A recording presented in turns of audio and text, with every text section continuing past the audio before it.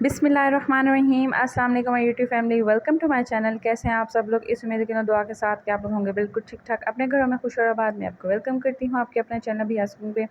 आज भी इस वक्त में मैं आप लोगों के साथ शेयर कर रही हूँ टिक्का बोटी की रेसिपी। हम लोग बनाएंगे एक देगची के अंदर, और कोई आपको जो है इसके लिए अंगीठी नहीं चाहिए, कोई सीखे नहीं चाहिए। बहुत ही ईजी वे के साथ मैं आपको इसको सिखाऊंगी और इसका टेस्ट होगा बिल्कुल जो टिक्के होते हैं उनके जैसा। तो चलें जी, स्टार्ट करते हैं हम अपनी आज की रेसिपी को। सबसे पहले मैं ले लूँगी दही 1 कप, उसके अंदर मैं डालूँगी टिक्का बोटी मसाला। अब मैं यहाँ पे तकरीबन पूरा पैकेट यूज़ कर रही हूँ। अब अगर आप लोग ज़्यादा स्पाइसेस खाते हैं तो पूरा यूज़ कर लें, अगर कम खाते हैं तो आप इसमें से 1 आध चम्मच जो है वो बचा लें, ठीक है।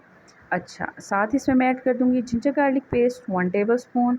इसके बाद इसमें मैं ऐड कर दूँगी सिरका इसमें मैं डाल रही हूँ 2 टेबलस्पून, और साथ ही इसमें मैं डाल दूँगी ऑयल 2 टेबलस्पून। इन सब चीज़ों को मैं दही के अंदर मिक्स करूँगी। जिधर मैं इसको मिक्स कर रही हूँ, अगर आप लोग चैनल में नए हैं तो चैनल को सब्सक्राइब कर दें, वीडियो कर दीजिए लाइक, और इसको शेयर कीजिए अपने फैमिली और फ्रेंड्स के साथ। तो ये जी मज़ेदार सा हमारा दही का मसाला तैयार हो गया। अब इसमें मैं डाल रही हूँ ये बीफ। ये देखें, इस साइज़ के मैंने पीस कर लिए हैं, जो टिक्के के पीस होते हैं। 1 किलो यहाँ पे मैंने ये गोश्त लिया है। इसको मैं अच्छे तरीके से दही वाले मसाले के अंदर जो है मिक्स कर दूँगी। ठीक हो गया, तो यहाँ पे मैं इसको मिक्स कर रही हूँ। और अभी तक अगर आपने वीडियो को लाइक नहीं किया तो वीडियो कर दीजिए लाइक, और अगर चैनल पे आप नए हैं तो चैनल को ज़रूर सब्सक्राइब कर दीजिए।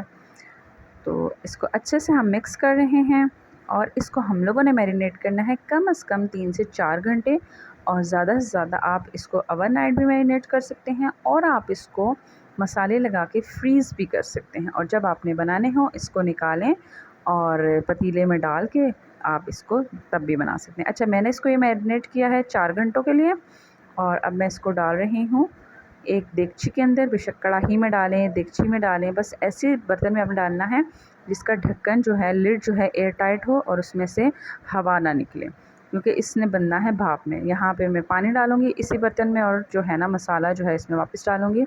हाफ़ कप तकरीबन हम यहाँ पे इसमें पानी डालेंगे, और यहाँ पे मैं ऑयल यूज़ करूँगी। तकरीबन आधा कप ऑयल मैं इसमें डालूँगी, ज़्यादा ऑयल नहीं डालना है।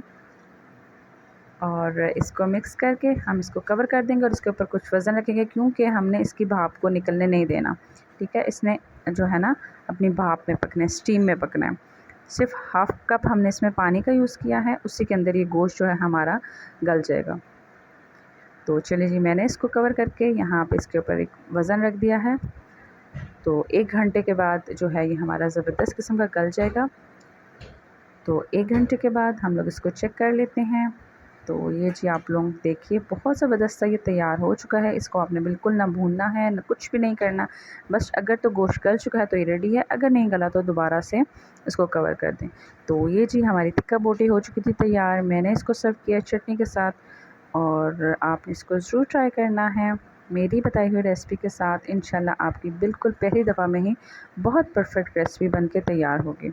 तो चलें जी, अब हम इसको ट्राई कर लेते हैं। ये देखें जी, मैं आपको दिखाती हूँ। ये मैं फोक में इसके अंदर डाल रही हूँ। देखें कितना ज़बरदस्त ये हमारा गला है, जस्ट 1 घंटे के अंदर।